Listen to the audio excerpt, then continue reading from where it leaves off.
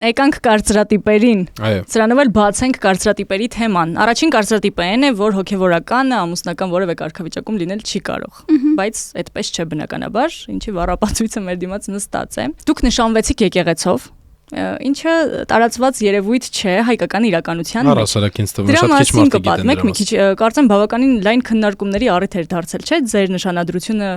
եկեղեցում։ Ես պատահաբար ուղղակի կիսվել էի ընկադրերով, որոնք որ առաջացել էին,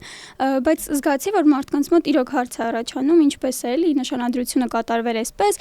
նույնիսկ հրավիրելիս շատերը որ նշում էի եկեղեցին էլ այս ժամին է կարող է գալ այս ժամին, հարց էր առաջանում Ինչ եկեղեցի, ամուսնանում եք, սակադրություն է, ուզում հետո ամուսնություն անեք, միանգամից նշանդրեքով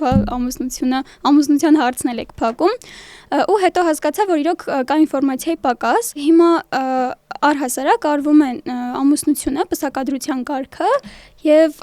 ներառվում է նաեւ նշանադրության հատվածը, հա։ Նշանադրությունը իրենց ենթադրում է մատանիների օրհնության կարգը,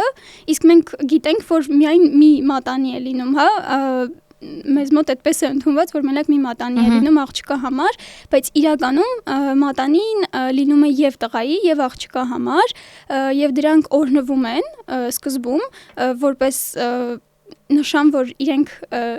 նշանված են, հա, մեկը մյուսին նշան է արել։ Նշան է արել, այո, օքեյ։ Ու հետո հենց այդ նույն մատանիներն էլ պսակադրության ժամանակ օրհնվում են արդեն որպես ամուսնական մատանի եւ աչից տեղափոխվում հայոց ձեռքի մատնեմատին։ Մենք բաց ենք թողել փաստորեն բավական կարևոր փուլ։